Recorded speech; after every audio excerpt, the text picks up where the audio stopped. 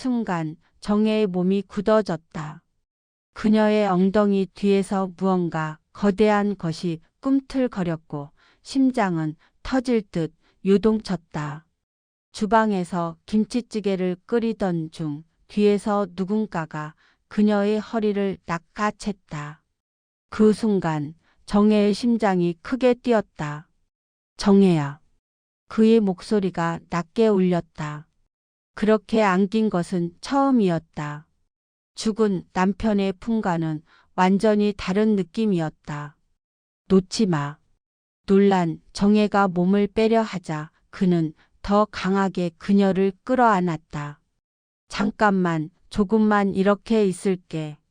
그 한마디에 정혜의 온몸이 떨렸다.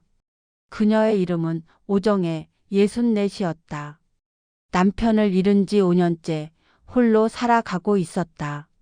한때는 미모의 보험 설계사로 잘 나가던 시절도 있었다. 월 수입이 넉넉했고 사람들과 어울리는 걸 좋아했다. 하지만 남편은 그런 아내를 탐탁지 않아 했다. 여자가 뭘 그렇게 바깥일을 해? 집에서 나만 챙기면 되잖아. 결국 정혜는 일을 그만두었다. 남편의 공장, 사업이 잘 되었기에 괜찮을 거라 믿었다. 그렇게 20년을 오롯이 집안일만 하며 살았다. 그러나 5년 전 갑작스러운 음주운전 사고로 남편을 잃었다. 그날 이후 그녀의 세상은 무너졌다. 남편이 숨겨둔 빚이 있었다. 공장은 망했고 집은 팔려 나갔다. 적금은 바닥났고 아들에게 손을 벌리는 것도 싫었다. 그래서 가정부 일을 시작했다. 처음엔 단순한 생계 수단이었다. 시어머니의 병간호에 남은 돈까지 모두 써버렸으니 선택의 여지가 없었다. 병원비와 요양원비를 내고 남은 건 텅 빈 통장뿐이었다. 여러 곳에 면접을 보았지만 대부분의 집주인들은 차갑고 무시하는 말투였다. 그런 그녀의 눈에 마지막으로 들어온 구인 광고 한 줄. 혼자 사는 회장님 댁에서 일하실 분 구함. 그 광고를 보고 찾아간 곳이 최재호 회장의 집이었다. 73세의 남자가 홀로 사는 크고 고요한 저택이었다. 처음엔 망설여졌다. 혼자 사는 남자의 집에서 일한다는 게 괜찮을까 싶었다. 그러나 돈이 절실했다. 정수, 빨래, 요리 다 할 수 있습니다. 첫 면접 때 정혜는 담담히 말했다. 오랫동안 혼자 살아서 정말 답답했어요. 최 회장의 목소리에는 외로움이 묻어 있었다. 첫날부터 이상했다. 다른 집 주인들과는 달랐다. 점심은 같이 먹어요. 혼자 먹기 싫어서요. 예전 같으면 거절했을 것이다. 하지만 그의 쓸쓸한 눈빛을 보고는 도저히 선을 그을 수 없었다. 그날 이후 함께 식사를 하며 조금씩 마음의 거리가 좁혀졌다. 한 달이 지나자 모든 것이 달라졌다. 정혜가 요리를 하면 회장은 자주 부엌으로 들어왔다. 정혜 씨, 어떻게 하면 이렇게 맛있게 해요? 칭찬을 들으면 괜히 얼굴이 붉어졌다. 남편이 세상을 떠난 뒤 그녀의 요리를 칭찬해 준 사람은 없었으니까.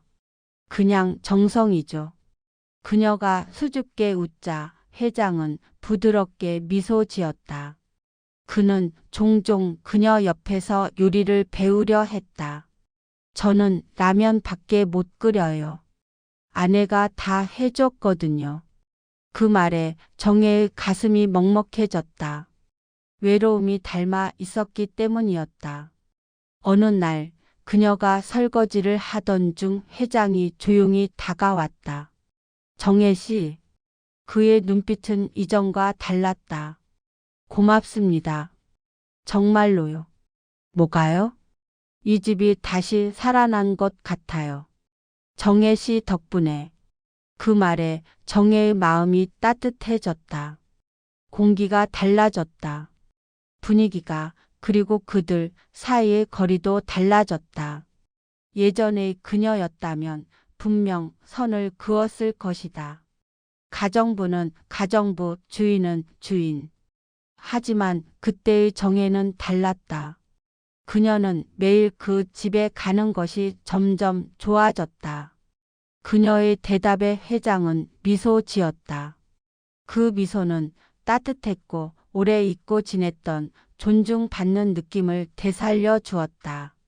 보험 설계사 시절 수많은 남자를 만나봤지만 이런 감정은 처음이었다. 계산도 욕심도 없는 순수한 마음. 정혜 씨 없으면 어떻게 살아요? 그의 말에 정혜의 가슴이 시렸다. 그녀도 같은 마음이었다. 그날 이후 두 사람은 매일 함께 저녁을 먹으며 이야기를 나누었다. 그는 젊은 시절의 일화와 세상을 떠난 아내의 이야기를 들려주었고 정혜는 조용히 귀 기울였다. 그들의 대화 속에는 잃어버린 온기와 오랜 외로움의 위로가 함께 녹아 있었다. 회장의 젊은 시절 이야기, 그리고 세상을 떠난 아내의 이야기도 조심스레 꺼냈다. 외로움이라는 게 이렇게 아픈 줄 몰랐어요. 회장은 조용히 말했다. 정혜는 고개를 끄덕였다.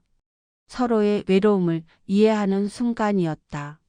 그들의 대화에는 나이를 넘어선 따뜻함이 깃들어 있었다. 하지만 그날 밤 예상치 못한 일이 벌어졌다. 평소보다 늦게까지 일하던 정혜가 밖으로 나섰을 때 거센 비가 쏟아지고 있었다. 그녀는 우산도 없이 서 있었고 회장은 그런 정혜를 바라보며 말했다. 비에 어떻게 가요? 오늘은 여기서 주무세요. 괜찮아요. 택시 불러서 갈게요. 택시도 안 잡힐 거예요. 날씨를 보세요. 폭우가 쏟아지는 밤이었다. 결국 정혜는 회장의 집에 머물기로 했다.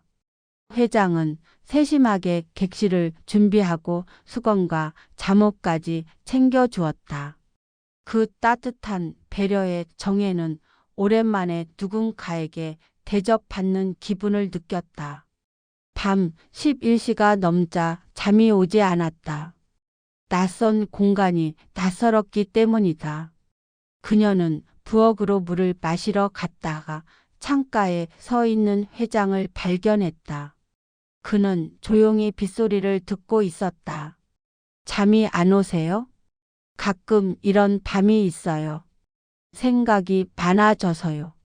내일 중요한 계약도 있고요. 두 사람은 어둠 속에서 이야기를 나누기 시작했다.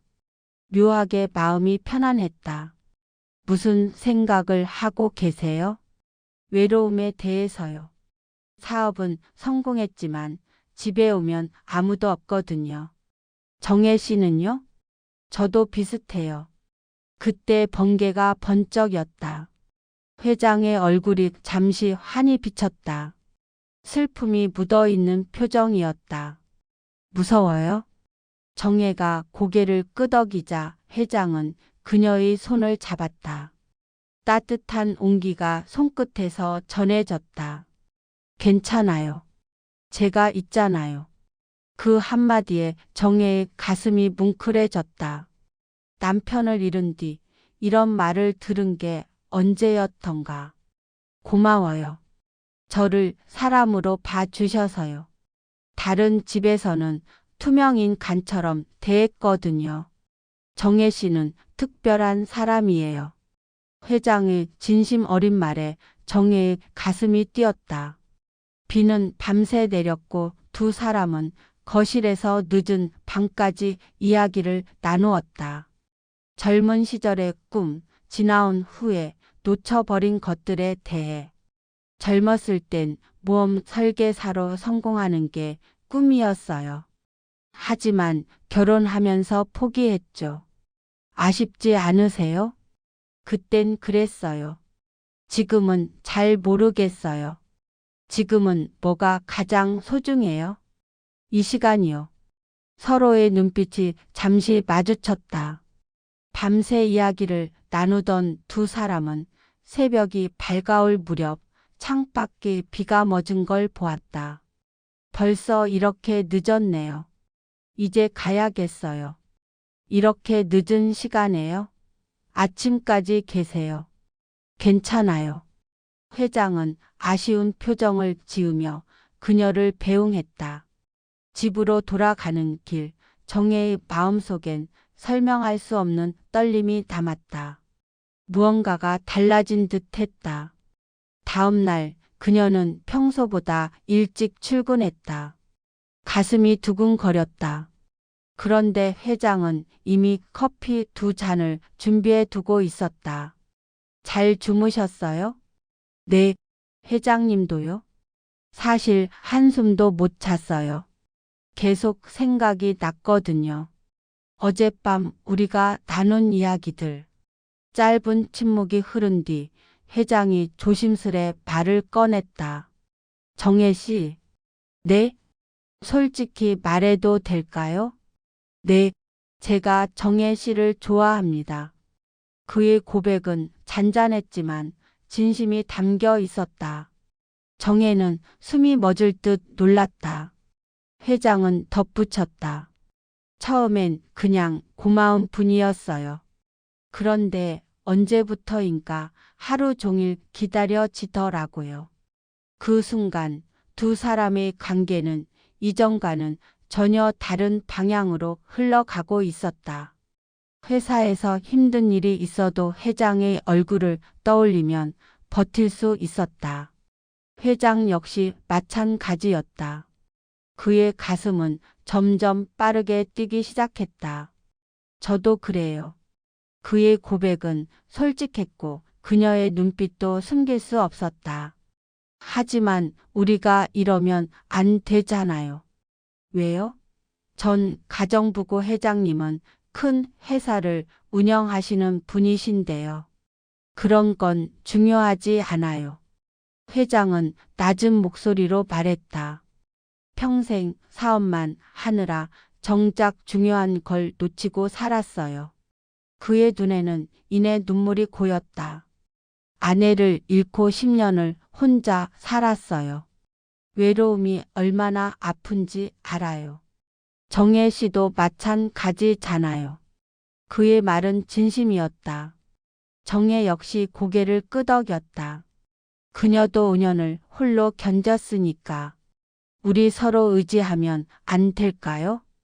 회장의 간절한 눈빛 앞에서 정혜는 발문을 잃었다. 두려웠다. 뭐가 무서워요? 다시 상처받을까 봐요. 의지하다가 또 혼자가 될까 봐요. 그녀의 속마음은 떨리는 목소리로 흘러나왔다. 남편을 잃었던 그날의 아픔이 떠올랐기 때문이다. 회장도 조용히 고백했다. 저도 무서워요. 하지만 더 무서운 건 이대로 혼자 늙어가는 거예요. 그는 조심스레 그녀의 손을 잡았다. 천천히 해요. 부담 주지 않을게요. 그 따뜻한 손길에 정혜의 마음은 녹아내렸다. 정말 천천히요. 네, 정혜 씨가 원하는 만큼요. 그날 두 사람은 서로의 상처와 두려움을 솔직히 나누었다. 젊을 때는 몰랐던 사랑의 의미를 이제서야 조금은 알 것 같았다. 지금은 아세요? 그녀가 물었다. 회장은 미소 지으며 대답했다. 조금은요. 서로를 이해하고 아껴주는 게 사랑인 것 같아요. 맞아요. 저도 그렇게 생각해요. 예전에 정혜였다면 이런 감정을 부정했을 것이다.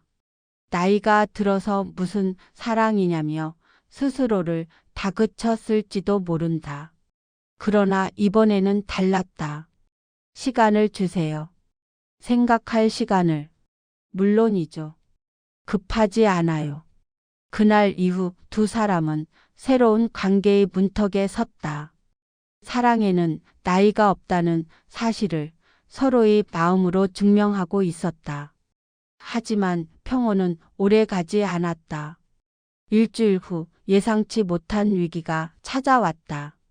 아들이 집으로 돌아온 것이다. 엄마, 요즘 어디서 일해? 회장님, 댁에서 가정부 일하고 있어. 어떤 분인데? 나이도 좀 있으시고 혼자 사셔. 아들의 표정이 굳었다. 그런 일 그만해요. 사람들이 뭐라고 하겠어요? 그 말에 정혜의 가슴은 답답해졌다. 돈이 필요해서 하는 일이야. 그럼 제가 용돈 드릴게요. 그런 일 하지 마세요. 내가 언제까지 날 책임질 거야? 말 다툼이 이어졌다. 아들은 체면을, 어머니는 현실을 이야기했다. 그날 회장 집에 갔을 때 정혜의 표정은 무거웠다. 오늘 표정이 안 좋으시네요. 무슨 일 있어요? 아들이 일을 그만두라고 해요. 왜요?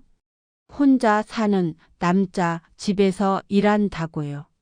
회장은 잠시 침묵했다. 그럼 그만두실 건가요? 그의 목소리가 살짝 떨렸다. 모르겠어요. 생각이 복잡해서요. 그녀의 마음속에서는 갈등이 점점 커져갔다. 회장에 대한 감정이 깊어질수록 세상의 시선이 두려워졌다. 그날 밤 정혜는 잠을 이루지 못했다. 이게 맞는 걸까?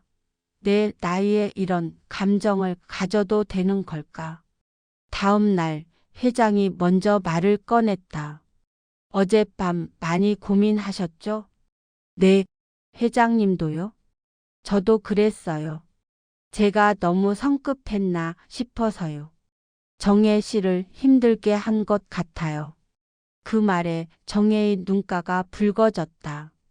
회장님, 잘못이 아니에요. 그럼 뭐가 문제예요? 저예요. 제가 용기가 없어요. 그녀의 대답은 진심이었다. 무슨 용기요? 다시 시작할 용기요. 남들 시선도 무시하고 실패할지도 모르지만 다시 사랑할 용기요. 그녀의 목소리는 떨렸지만 그 안에는 분명한 진심이 담겨 있었다. 회장은 조용히 그녀를 바라보았다. 그 눈빛 속에는 같은 두려움을 가진 한 사람의 마음이 있었다. 정혜가 찾아오는 시간이면 괜스레 마음이 설렜고 회사에서 힘든 일이 있어도 그 생각만 하면 견딜 수 있었다. 그녀의 가슴이 두근거리기 시작했다. 저도요. 네, 저도 그래요. 정혜의 말은 솔직한 고백이었다. 하지만 우리가 이러면 안 되잖아요. 왜요?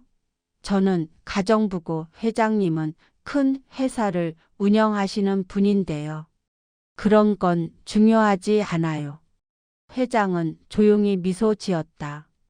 평생 사업만 쫓느라 정작 중요한 걸 놓치고 살았어요. 그의 눈가에 눈물이 맺혔다. 아내를 잃고 10년을 혼자 살았어요. 외로움이 얼마나 아픈지 알아요. 정혜 씨도 마찬가지잖아요. 정혜는 고개를 끄덕였다. 맞아요. 저도 5년을 혼자 살았으니까요. 우리 서로 의지하면 안 될까요? 그의 간절한 눈빛을 마주하자 정혜는 숨이 멎을 듯 했다. 두려움이 밀려왔다. 무서워요. 뭐가요? 다시 상처받을까 봐요. 의지하다가 또 혼자가 될까 봐요. 남편을 잃었을 때의 그 아픔이 떠올라서요. 회장은 잠시 침묵하다가 부드럽게 대답했다. 저도 무서워요. 하지만 더 무서운 건 이대로 혼자 늙어가는 거예요. 그는 조심스럽게 정혜의 손을 잡았다. 천천히 해요. 부담 주지 않을게요. 그 따뜻한 손길에 정혜의 마음이 녹아내렸다. 정말 천천히요. 네, 정혜 씨가 원하는 만큼요. 그날 두 사람은 처음으로 마음을 나눴다. 서로의 상처와 두려움을 고백하며 비로소 진심을 이해하기 시작했다. 젊을 때는 사랑이 뭔지 몰랐다고 정혜가 말했다. 지금은 아세요? 조금은요. 서로를 이해하고 아껴주는 게 사랑인 것 같아요. 맞아요. 저도 그렇게 생각해요. 예전 같았으면 이런 감정을 부정했을 것이다. 나이 들어 무슨 사랑이냐며 웃어 넘겼겠지만 이제는 달랐다. 회장님, 네, 시간을 주세요. 생각할 시간을요. 물론이죠. 급하지 않아요. 그렇게 두 사람은 새로운 관계의 문턱에 섰다. 사랑에는 나이가 없다는 걸, 마음이 통하면 그걸로 충분하다는 걸 깨달은 순간이었다. 하지만 일주일 뒤 예상치 못한 위기가 찾아왔다. 정혜의 아들이 갑자기 집으로 돌아온 것이다. 엄마, 요즘 어디서 일해? 회장님, 댁에서 가정부 일하고 있어. 어떤 분인데? 나이는? 60이 넘으셨어. 혼자 사시고. 아들의 표정이 굳어졌다. 그런 일 그만해요. 사람들이 뭐라고 하겠어요? 정혜의 가슴이 답답하게 조여왔다. 그가 이런 말을 할 줄은 몰랐다. 돈이 필요해서 하는 일이야. 그럼 제가 용돈 드릴게요. 그런 일 하지 마세요. 내가 언제까지 너한테 의지하겠니? 언쟁이 오갔다. 아들은 체면을 생각했고 정혜는 현실을 생각했다. 그날 회장님 댁으로 향하는 발걸음이 유난히 무거웠다. 오늘 표정이 안 좋으시네요. 무슨 일 있으세요? 아들이 일을 그만두라고 해요. 왜요? 혼자 사는 남자 집에서 일한다고요. 회장은 한동안 말이 없었다. 그럼 그만두실 생각이세요? 그의 목소리가 떨렸다. 모르겠어요. 생각이 복잡해서요. 정혜 역시 혼란스러웠다. 회장님에 대한 마음이 커질수록 세상의 시선이 점점 더 무겁게 느껴졌다. 그날 밤 잠을 이루지 못했다. 이게 맞을까? 내 나이에 이런 감정을 가져도 될까? 머릿속에서 같은 질문이 맴돌았다. 다음 날 회장이 먼저 말을 꺼냈다. 어젯밤 많이 고민하셨죠? 네, 회장님도요? 저도 그랬어요. 너무 성급했나 싶어서요. 정혜 씨를 힘들게 한 것 같아요. 그 말에 정혜의 가슴이 저려왔다. 회장님, 잘못이 아니에요.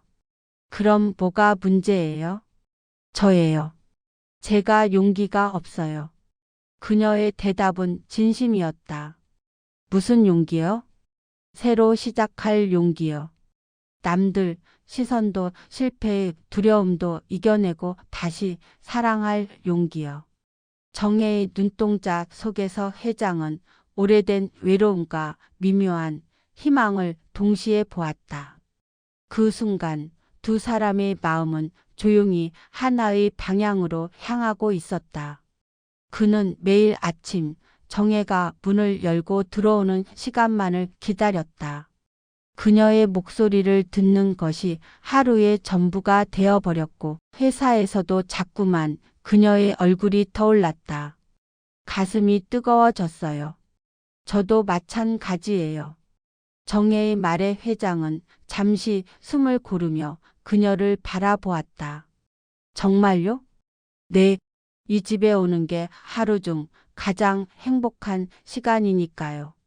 그의 깊은 숨결이 방 안을 채웠다. 그럼 제안이 있어요. 어떤 제안이요? 이제 더 이상 가정부와 고용주로 지내지 말아요.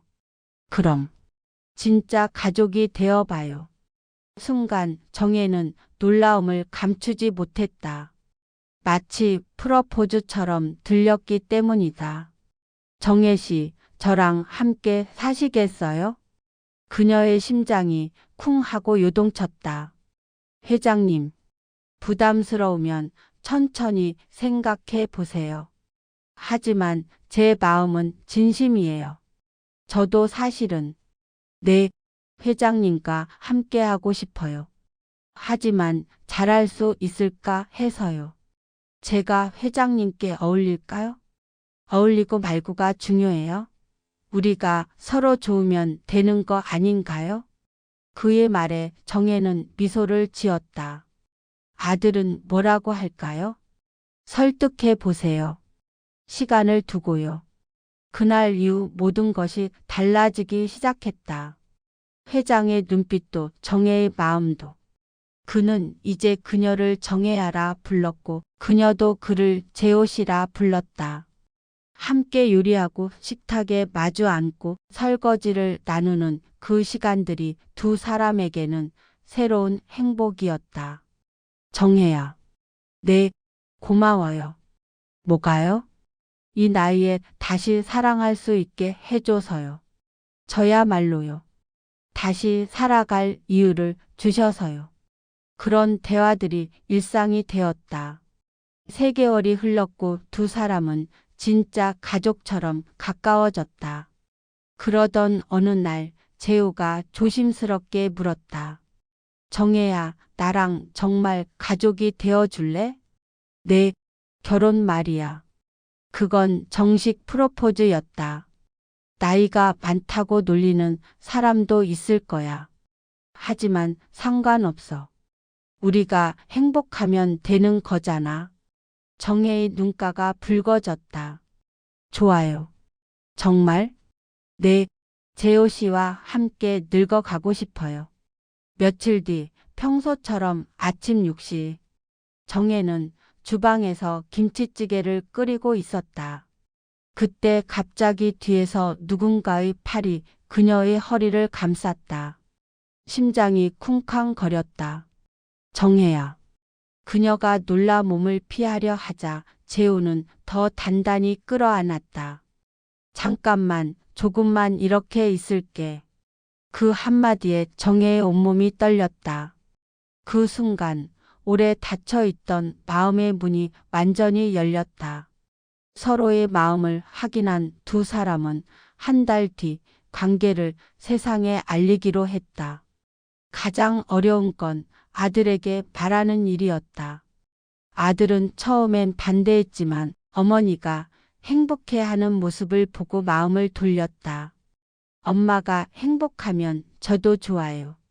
그 한마디에 정혜는 눈시울이 붉어졌다.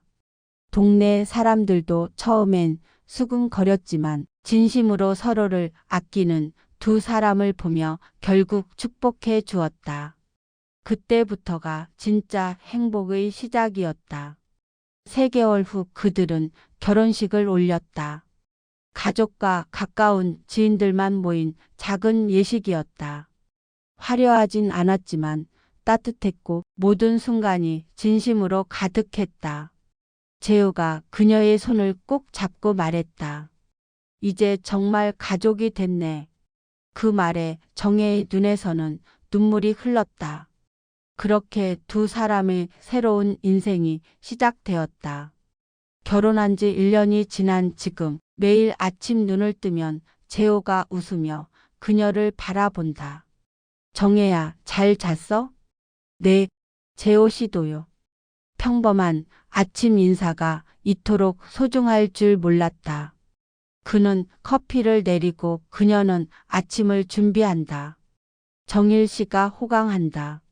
동네 사람들의 농담에도 두 사람은 웃었다. 왜냐하면 정말로 호강하고 있었으니까. 재호는 매일 같이 말했다. 정혜야, 고마워. 그녀는 미소로 답했다. 뭐가요? 그리고 그 말은 언제나 같았다. 당신이 있어서요. 정혜는 잠시 숨을 고르고 이어 말했다. 이 나이에 다시 사랑할 수 있게 해줘서, 그리고 회사 일에만 매달려 살던 나를 진짜 사람답게 살 수 있게 해줘서. 요즘 재호 씨는 회사 일에만 몰두하던 예전과 달리 정혜와 함께하는 시간을 더 소중히 여겼다. 둘은 함께 장을 보고 함께 요리하고 함께 드라마를 보며 평범한 일상 속에서 깊은 행복을 느꼈다. 그는 문득 웃으며 말했다. 우리 운명이었나 봐. 정혜가 고개를 갸웃하며 물었다. 왜요? 이렇게 딱 맞게 만나다니. 정혜는 부드럽게 웃었다. 맞아요. 정말 운명 같았어요. 혼자 사는 게 당연하다고 생각했는데 이제는 혼자였던 시간이 믿어지지 않아요. 재호 씨 없었으면 어떻게 살았을까요? 재호도 고개를 끄덕였다. 나도 그래. 정혜가 없었으면 그냥 외롭게 늙어갔을 거야. 가끔 옛날 일을 생각하면 신기해. 가정부로 시작했던 관계가 이렇게 될 줄 누가 알았겠어? 그는 장난스럽게 물었다. 정혜야, 처음 봤을 때 나 어떤 사람 같았어? 정혜가 살짝 웃으며 답했다. 솔직히 말하면 외로워 보이는 할아버지라고 생각했어요. 재호가 웃음을 터뜨렸다. 하하, 맞네. 나도 정혜를 처음 보고 고생 많이 한 분이라고 생각했어. 그때는 몰랐다. 서로가 서로에게 이렇게 소중한 사람이 될 줄은. 사랑은 사람을 이렇게 변화시켰다. 젊었을 때는 사랑이 무엇인지 몰랐던 그들이 이제는 알았다. 사랑이란 서로를 아끼고 보듬어주는 마음이었다. 정혜와 재호의 이야기는 혼자 사는 이들에게 따뜻한 메시지를 전했다. 사랑은 언제든 다시 시작할 수 있다는 것, 나이는 단지 숫자일 뿐이라는 것, 그리고 마음이 젊으면 누구든 다시 사랑할 수 있다는 희망이었다. 그들의 늦은 사랑은 황혼 속에서도 충분히 빛날 수 있음을 보여줬다. 이 이야기는 인생의 끝자락에서 다시 피어난 사랑, 그리고 외로움과 용기를 품은 모든 이들에게 건네는 조용한 위로였다.